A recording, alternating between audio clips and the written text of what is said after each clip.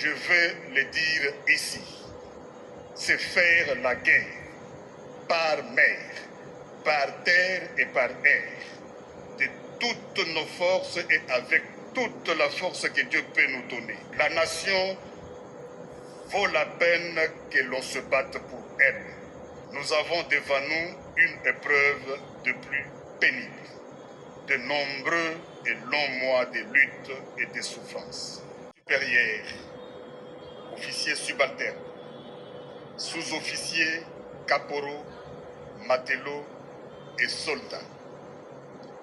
Le président de la République, chef de l'État et commandant suprême des forces armées de la République démocratique du Congo, s'est adressé à la nation en date du 29 janvier 2025, suite à l'agression du Rwanda et le silence coupable de la communauté internationale.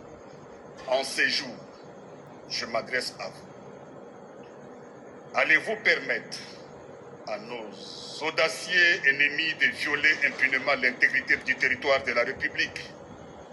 Allez-vous permettre que s'échappe l'armée qui a porté la terreur dans vos familles? Vous ne le ferez pas.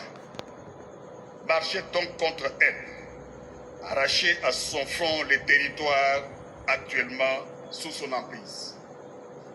Votre engagement et la fidélité à votre devise. Ne jamais trahir le Congo. Toutes ces guerres sont causées par la convoitise de nos ennemis. Ces derniers vont venir pour tenter de vous corrompre. Il ne faut donc pas trahir le Congo. Vous devez vous rappeler les conséquences d'une armée défaite. Apprenez au monde que la malédiction s'abat sur ceux qui violent le territoire du grand peuple. Les résultats de nos efforts ne sera qu'une paix durable. Vaincre sans péril, on triomphe sans gloire. Il n'y a aucun orgueil à tirer d'une victoire facile vis-à-vis de l'ennemi.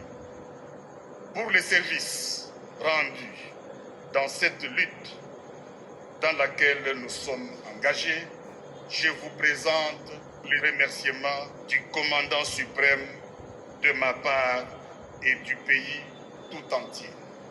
Ce n'est pas seulement pour aujourd'hui, mais pour tous les temps à venir que nous devons perpétuer pour les enfants de nos enfants cette grande et libre nation dont nous avons bénéficié toute notre vie.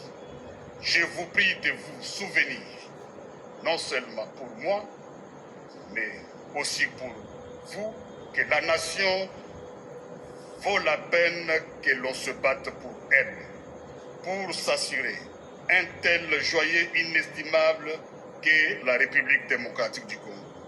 Nous avons devant nous une épreuve de plus pénible, de nombreux et longs mois de lutte et de souffrance.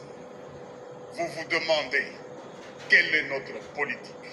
Je vais le dire ici, c'est faire la guerre par mer, par terre et par air, de toutes nos forces et avec toute la force que Dieu peut nous donner, de faire la guerre contre la tyrannie monstrueuse, jamais surpassée dans les sombres et lamentables catalogues du crime humain. Telle est notre politique. Il s'agit d'une question de vie ou de mort pour la République démocratique du Congo. Il s'agit particulièrement de savoir si le peuple congolais restera libre ou tombera dans l'esclavage post-colonial. Il ne doit pas y avoir de place dans nos rangs pour les pleurnichards et les lâches, pour les marchands de panique et des déserteurs. Notre peuple ne doit connaître aucune peur au combat et doit se joindre de manière désintéressée à notre guerre patriotique de libération, notre guerre contre les asservisseurs fascistes. Dans la situation actuelle, la crédibilité de notre armée est essentielle. C'est pourquoi vous devez assumer sans faiblesse votre mission constitutionnelle. Défendre les frontières de la République démocratique du Congo contre toutes les menaces, d'où qu'elles viennent. Vous devez donc faire face aux menaces qui se présenteront dans tous les domaines de conflictualité. Chacun d'entre vous doit se sentir concerné par cette mission.